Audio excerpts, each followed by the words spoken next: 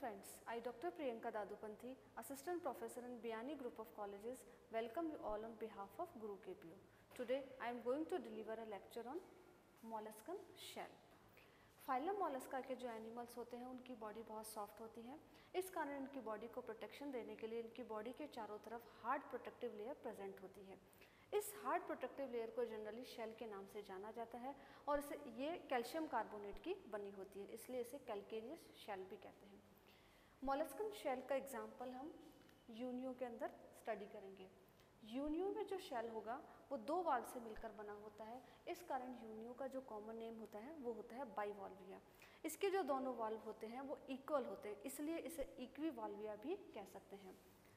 Unio में shell का सबसे जो पुराना ओल्डेस्ट पार्ट होता है उसे कहते हैं अम्बो। इस ओल्डेस्ट पार्ट के चारों तरफ ग्रोथ लाइंस प्रेजेंट होती है। ये ग्रोथ लाइंस इस यूनियो की एज को शो करती है।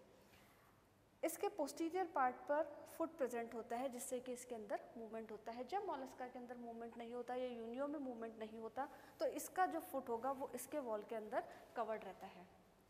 अगर हम इसके शेल के बारे में देखें तो इस शेल के दो एंड होते हैं, एक होगा एंटीरियर एंड, दूसरा होता है posterior and. Anterior and generally round shape का होता है और इस एंटीरियर एंड से फुट बाहर की तरफ निकला रहता है, जबकि जो पोस्टीरियर एंड होता है वो टैपरिंग टाइप का होता है और इससे साइफन बॉडी से बाहर की तरफ निकलता है। साइफन का नंबर इसके अंदर 2 होता है। एक साइफन से बॉडी के अंदर वाटर एंटर करता है, जबकि दूसरे साइफन से बॉडी से बाहर वाटर निकलता है। इट मीन्स एक साइफन एंट्री के लिए होगा और दूसरा साइफन एग्जिट के लिए होता है। यूनियो की जो बॉडी के चारों तरफ शेल कवर्ड होता है या जो शेल प्रेजेंट होता है, इंटरनली उस शेल का जो वाल्व होगा इसकी बॉडी के मेंटल पार्ट से 3 मसल्स, 3 एंटीरियर और 2 पोस्टीरियर मसल्स के द्वारा अटैच रहता है।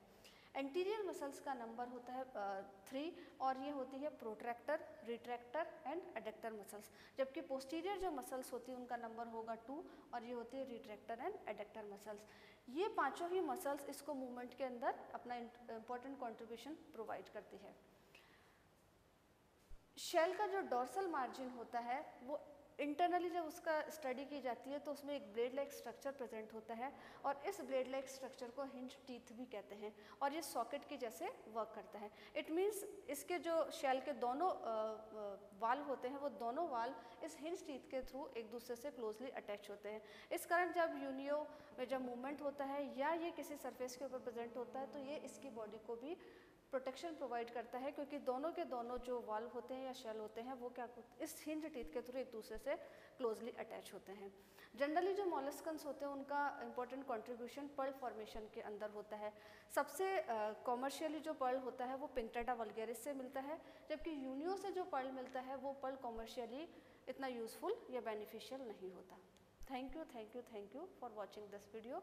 For more detail, kindly visit our website www.gurukpo.com.